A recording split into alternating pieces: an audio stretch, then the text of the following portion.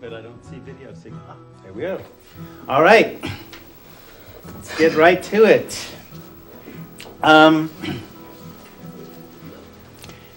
As you may have gathered, or I'm sure I've mentioned it before, many people who are in the field, probably the majority of the field, at least 99% or 95% of the treatment field are in 12-step recovery or recovery from something or other.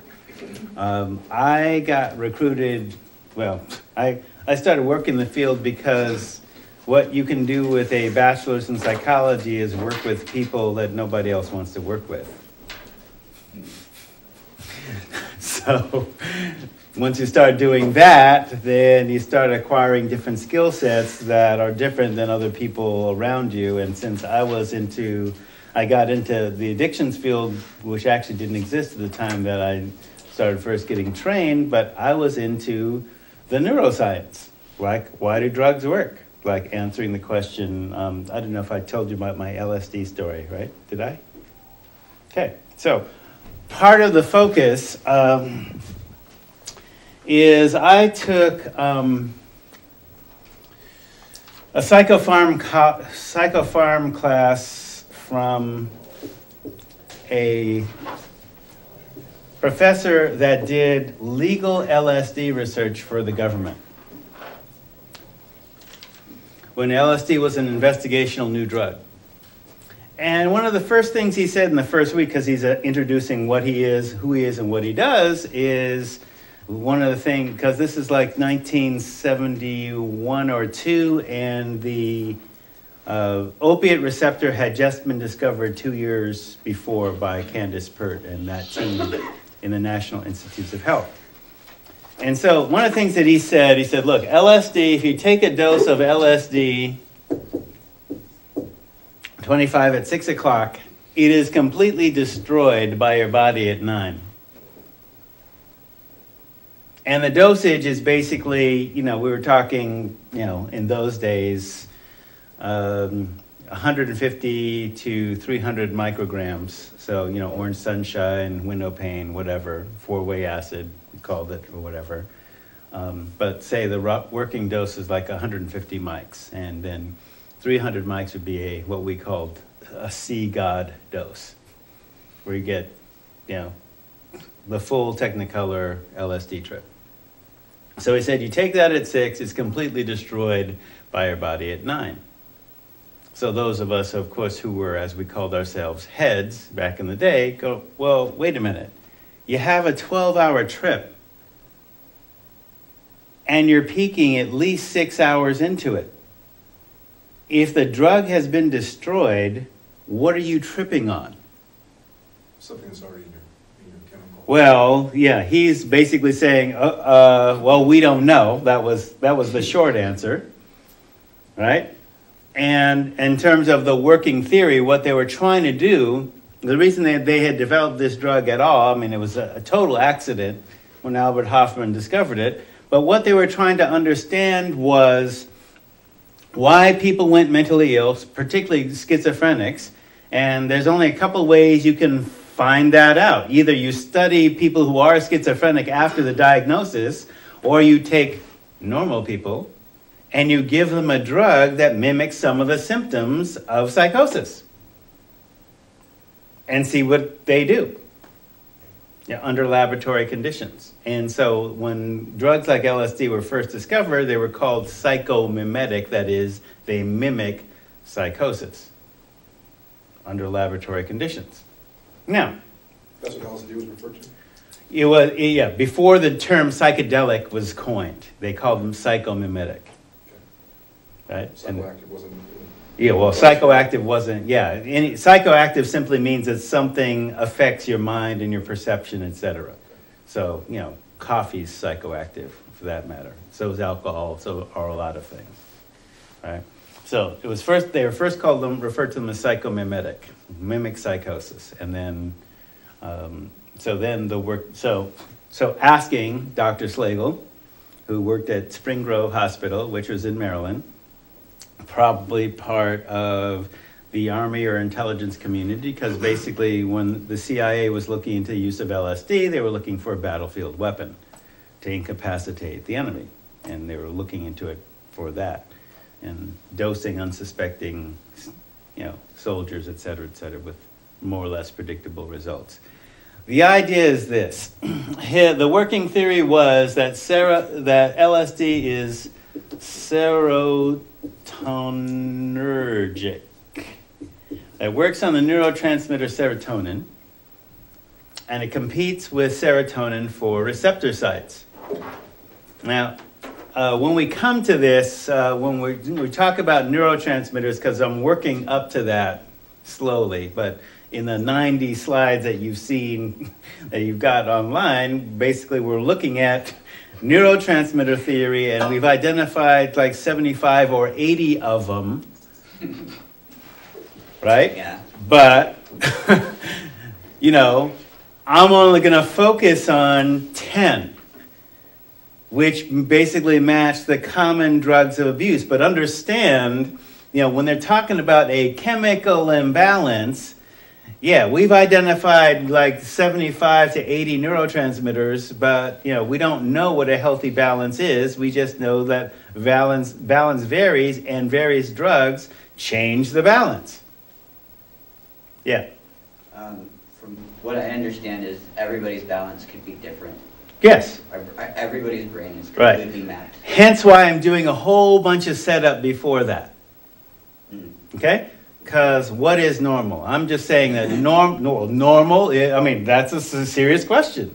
Normal is what happens on a regular and predictable basis. And so if you're prepared for anything is normal.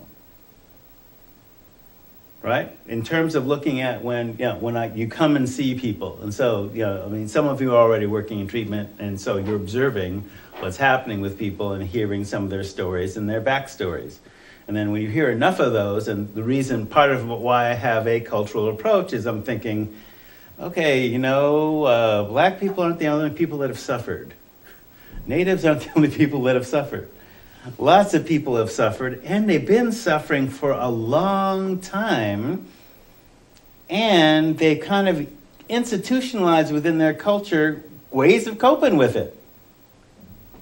So if somebody says to me yesterday, well, I've always been a sensitive child, and I ask, what are your bloodlines? And, well, I'm Irish and German and Cherokee, and then on my mother's side, I'm Mexican and Indian, except that we don't talk about that because, I'm a little dark, but everybody else tries to be lighter skinned, so we don't even talk about the Indian side or the Mexican side. We only talk about the Irish side, except I say, you a little dark for an Irishman. I said, yeah.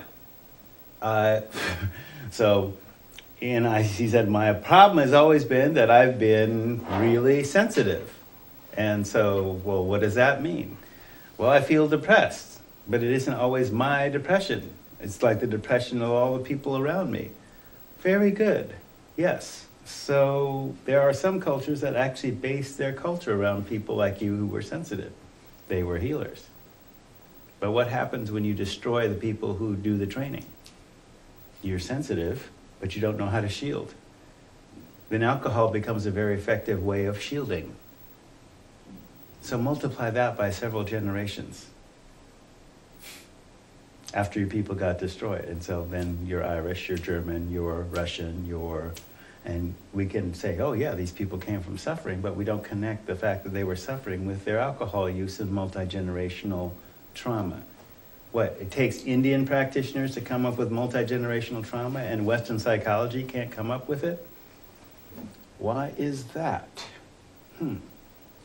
So back to this. So the whole idea of neurotransmission and neurotransmitters. Understand this is a model for explaining something that we can't see. Because what's happening on the level that serotonin and all these enzymes are, these chemical reactions are instantaneous.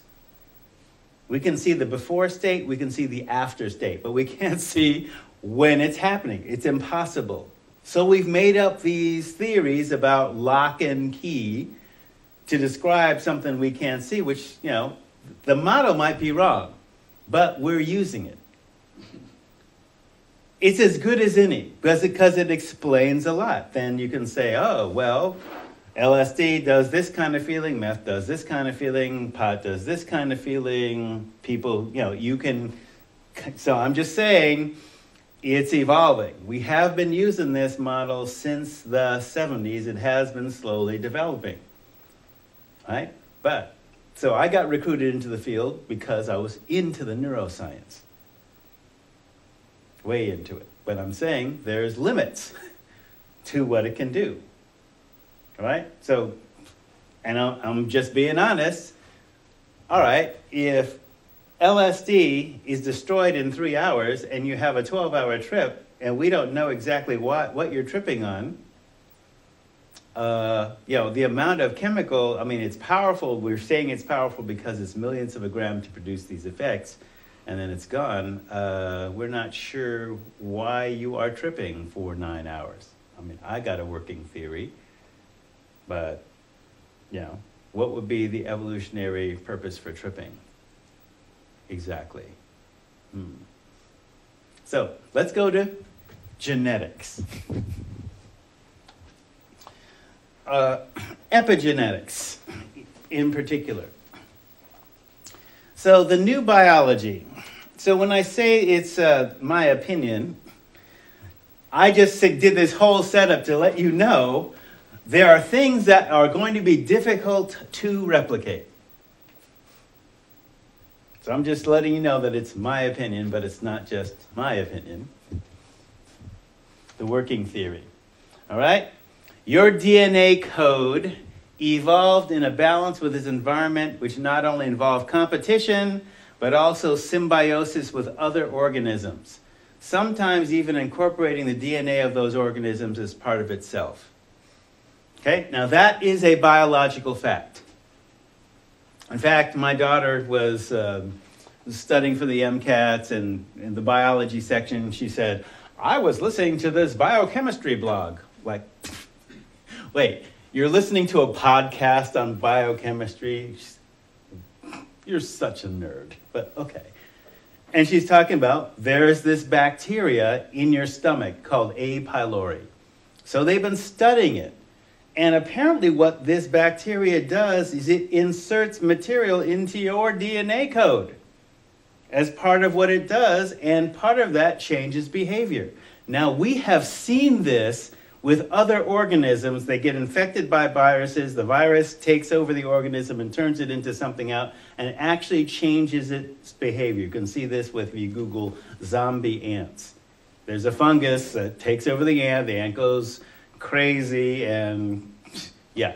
It's also a great BBC documentary about it. Yeah, so DNA, your DNA is not sacrosanct.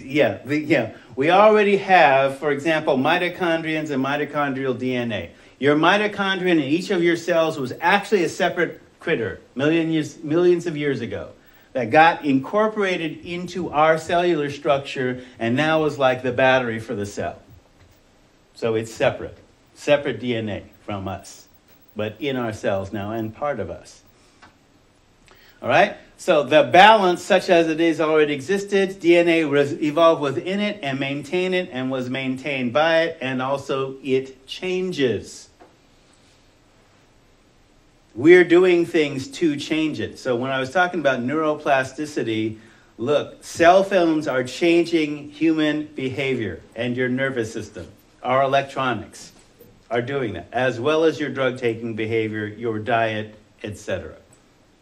It's evolving, it's changing. All right, so the new biology, that is epigenetics, which epi simply means outside of genetics. So the idea, it starts from a quantum physics premise. That is, for example, Einstein's famous equation, E equals mc squared. Energy and matter are the same thing moving at different speeds.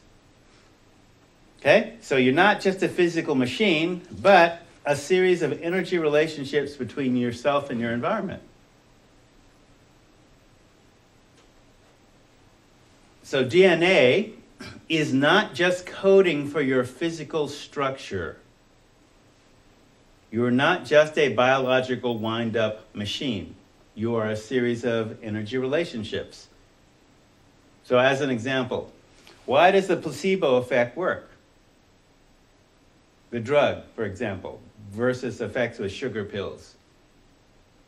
The mind, Okay, belief system. but okay, the mind and belief system, except that modern psychology doesn't necessarily doesn't believe that that is entirely so, though it observes the effect. How is that possible that it's your mind?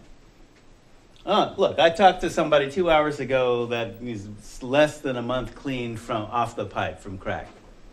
Quit on her own without treatment. There are people that do that. There are people that do that. Okay, so the question then becomes, how long can you sustain that and all that? So she's still working a 12-step program behind it. We'll see. So there was a guy with 3 months to live, terminal cancer. He died inside of 3 months. There was not enough cancer in him to kill him. Nothing else wrong with him. What did he die of? Really? Belief? He was just given a death diagnosis, but there was nothing physically wrong with him enough to kill him. What did he die of? It's said that Buddhist monks occasionally would go into a cave and meditate until they died and they did not starve to death. Okay, so the question still stands. What is the precise mechanism that does that, and can we replicate it? No, not yet. Okay, we're a community of cells starting from two one-cell organisms. The individual cell responds to physical, chemical, and energy signals from the environment to either contract to protect itself from toxin or expand and grow towards or in the presence of nutrients. It does either protection or expansion. And each individual is kind of like a community of voices or influences like those cells. So the individual person responds to physical, chemical, and energy signals from the environment to either contract in the presence of toxins or expand to protect themselves from toxins, or contract to protect themselves from toxins or toxic pedagogy, that is teaching, or expand and grow towards the presence of nutrients or things that take care of themselves or in recovery or not. So, nutrients. So DNA is essentially like the hard drive on your computer. It's a collection of system memories of how to do things, but not necessarily where things are run. So if we use this computer analogy, the CPU of the cell, because it's your central processing unit of your computer that runs your computer. The CPU of the cell is in the cell membrane itself. In fact, you could think of the membrane as like the memory brain.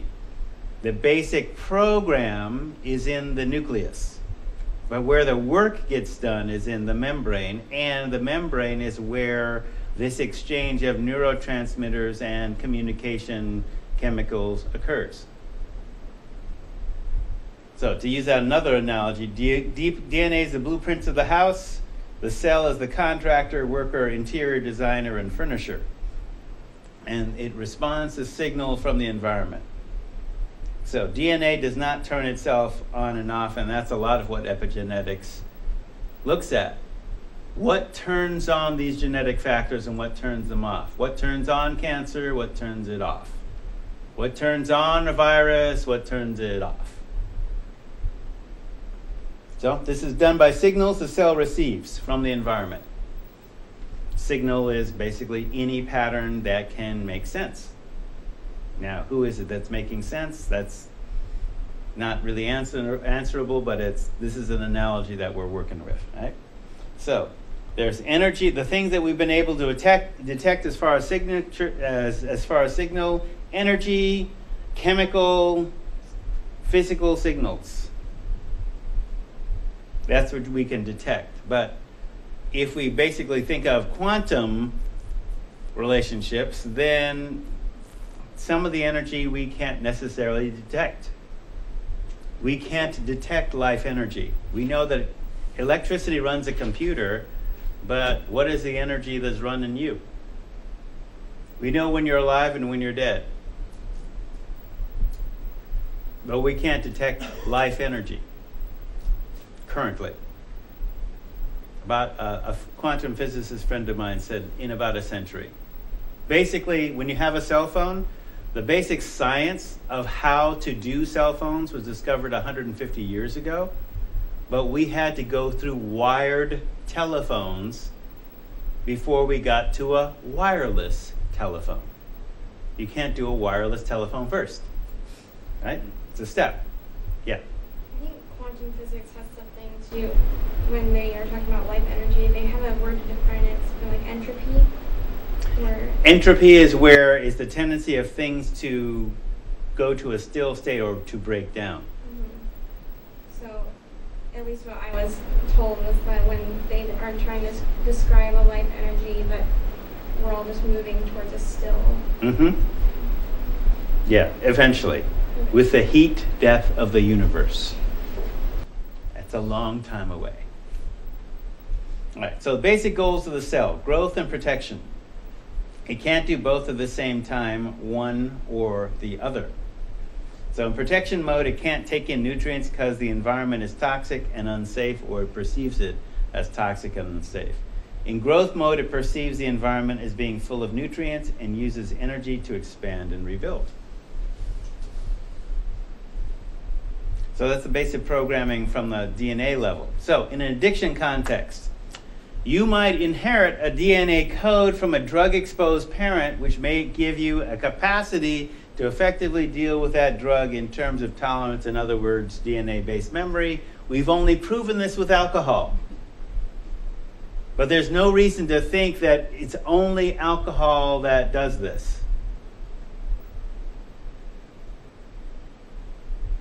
Are you able to see us? Yeah, I'm here. Yeah, you can see and hear us? Yeah, Okay, cool. All right. I was just a little late getting here. It's all right. So whether you become addicted depends on how you handle and interpret signals in your environment. I mean, seen from that point of view. So it isn't necessarily predictive, but we're not surprised when it happens. So DNA is hard drive, cell membrane is CPU. So for example then, as long as alcohol has been in your genetic line, you inherit the tolerance of those before you. Doesn't mean that you'll become alcoholic.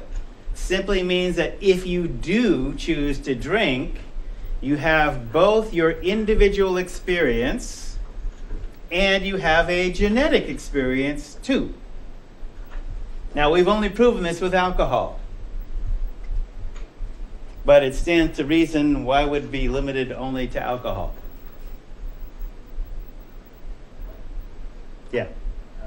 Could it stand to reason that it could be related to more than just, say, drugs? Could it be Yes. environmental? Yes. I Yes. very much have been looking Right. at genetic memory. Yeah. I mean, stressful environment. Well, what's stressful to who? What are you used to? I was having a discussion with somebody about, she asked me why I don't wear contacts, and I said, well, I only wear contacts for combat basketball. She goes, combat basketball? Yeah, black style basketball. Like, no blood, no foul. Rat ball.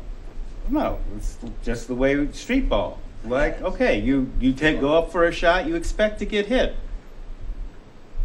And you make the shot anyway. You expect to get hit. And you don't call a foul if you get hit. No. Unless they draw blood. We're like Klingons. Okay? Now, that's hardcore for some people, right? But if that's the way you grew up learning, you just don't do that. You just don't, that's maybe a stressful environment for some folks, but if that's what you grew up with, it's kind of Spartan. The idea is, it doesn't mean you become alcoholic. It just means there are factors that set it up so that you don't have the negative consequences that others might have who didn't have genetic tolerance. So, longitudinal study. So this is how we know this, so to speak. So the gold standard for science is essentially longitudinal. That means 20 years or more, double-blind, replicated studies. Double-blind means no one in the experiment knows about what the participants are. So in these particular situations, you had Scandinavian twins, male and female, from alcoholic parents who were taken out of the alcoholic home and raised by non-alcoholic parents. Do they develop alcoholism at a greater rate than a quote-unquote normal population? Yes, they did. Type 2 disposition. Say again? Type 2 disposition. No. Presupposed. Yeah. Well, right. Type 2, yeah, thanks. So, the old biology said that the DNA clock was set to alcoholic, so even if a kid is raised in a non-alcoholic home, they have a greater chance of becoming alcoholic. So not all of them do, but higher rate than the quote-unquote normal population, whatever that is. So proving the primacy of DNA's influence, but not locating an alcoholic gene. There probably isn't a single alcoholic gene. There's probably a complex of them working together, but we don't know what those are. Though we're working on it. So the new biology says, dude, it's the environment. Even if they were raised in non-alcoholic homes, there were still alcohol-related signals in the environment coming to the kids from society. Unless they were raised Amish or something. But they're still participating in an environment where there's alcohol signals.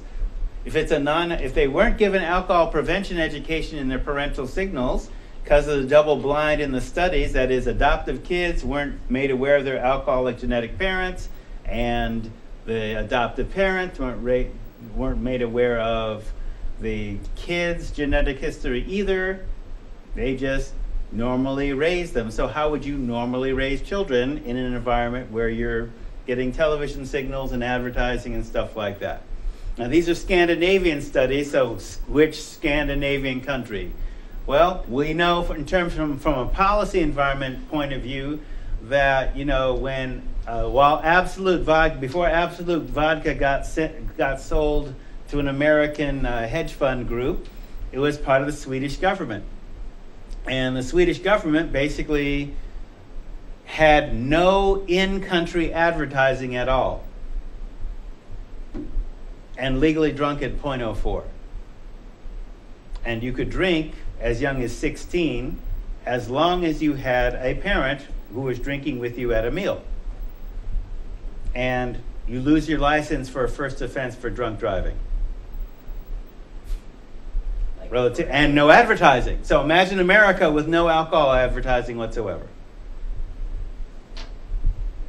Different policy environment, right?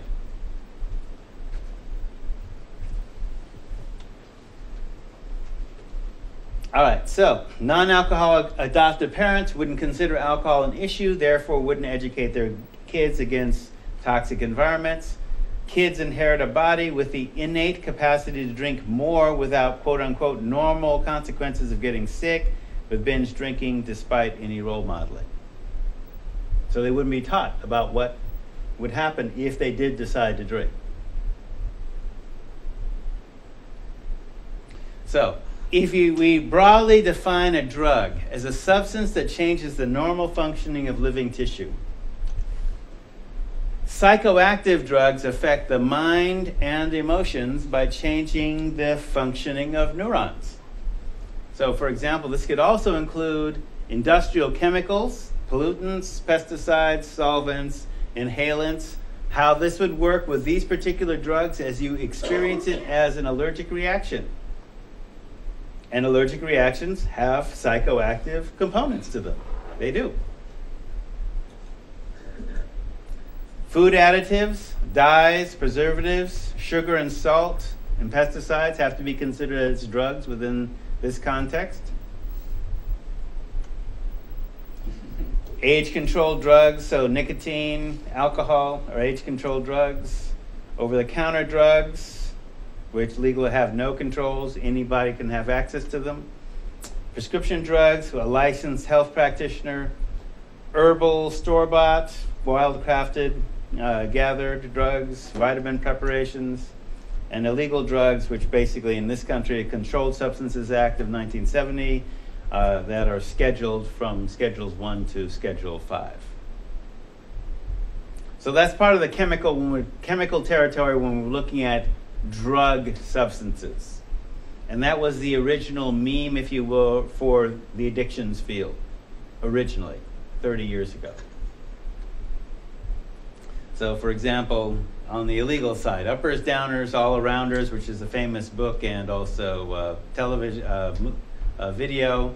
So central nervous system depressants, alcohol, sedative hypnotics, anxiolytics. So those things are like your benzodiazepines, barbiturates, benzodiazepines, rohypnol, ketamine, phencyclidine, to name a few. Central nervous system stimulants, amphetamines, methamphetamine, cocaine, nicotine, caffeine, theobromine, theophylline, matine. So in order, those last four are the xanthines, vegetable-based stimulants, caffeine in coffee, theobromine in chocolate, theophylline in tea, matine in yerba mate.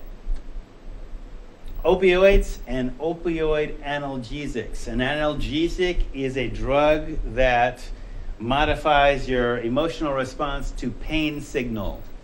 It's different from an anesthetic, which actually blocks pain signal. So opium, morphine, heroin, methadone, codeine, Darvon, Percodan, Percocet, OxyContin, fentanyl, that whole stew. Hallucinogens, LSD, lysergic acid, diethylamide, tartrate 25, phencyclidine, PCP, phencyclidine hydrochloride, peyote, mescaline, psilocybin mushrooms, ibogaine, many more. Molly, MDMA, Adam, MDA, DMT, and marijuana in a class by itself within this framework, euphoriant. And then volatile inhalants, glue, gas, paint, Glade, industrial solvents, including, acetone. So whether or not people are actually intentionally using these to alter their consciousness, if you work in an environment where these things are present, the way the body works physiologically is your skin is like a third lung. So if you're working in a paint shop, you're inhaling paint. It's affecting you. And it's acting as if you're drunk. Yeah, I've felt that before. Yeah. So anabolic steroids, basically hormones, synthetic analogs of hormones, designer drugs, the fentanyl analogs, meperidine analogs, methamphetamine analog. An analog is simply a chemical relative to the drug that hasn't been scheduled yet. So designer drug, that whole phenomenon came about when the laws basically recognized that they could make a specific substance illegal, and so people just go into the library, get another chemical formula, alter part of it, and you have a new drug where it still could get you high, but it wasn't illegal because it was no longer the same drug. So the Fed's response to that is we can make everything illegal and then study it for 6 months to 3 years and then decide whether we legalize it or not. So herbs, etc. So one of the things that we want to look at in terms of all these different substances is the issues of dosage and potency. So more isn't necessarily better. LSD is a potent drug, but it takes a very minute quantity for it to be powerful. So dosage, how much is there as the active ingredient to achieve the therapeutic effect? Potency, how powerful is the effect that you want? based on how much is there of the active ingredient. So for example, a drop of pure botulinum toxin can kill you. But the goal of a Botox injection isn't to kill you, but it essentially wipes out the nerves holding muscles in place. Nerves control muscles for a cosmetic effect. Okay, a drop of pure nicotine can kill you too. In fact, it's used as an insecticide. So, pharmacology is the science and study of drugs. Pharmaceutics, making drugs suitable for entrance into the body, depending on the chemistry of the place that you're putting it in the body. So, powders, liquids, gases, tablets, capsules, suppositories, lotions, ointments.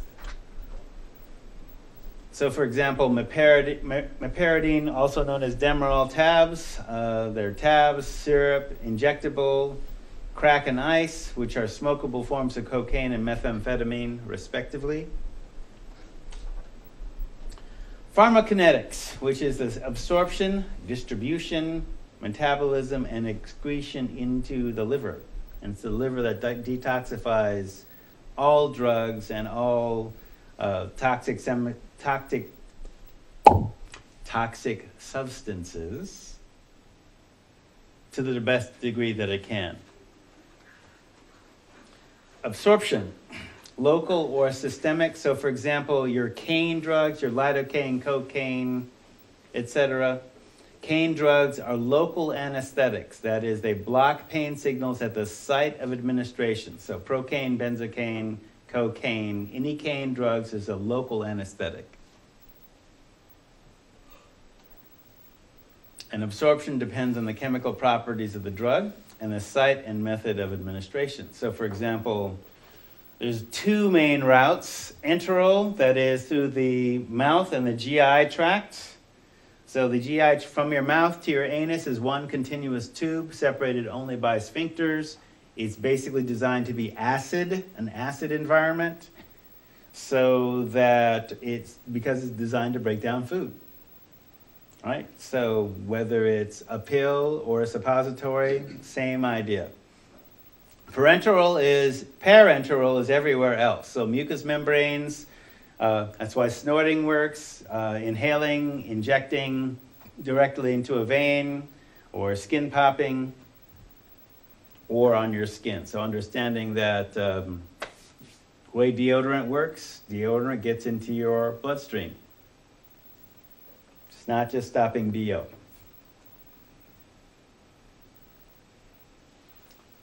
So distribution. So act locally or specific sites directly into blood or enters blood through GI tract and then is metabolized by the liver. So in terms of distribution, drug doses, for example, if they're pharmaceutical or over-the-counter, they are calculated to be broken down by the GI tract and distributed by the liver, and that's why you take this 3 times a day, because if it takes X amount of time to break down the first dose, by the time you take the second dose, the first dose is peaking, the second dose is coming on, and you're maintaining a constant therapeutic level.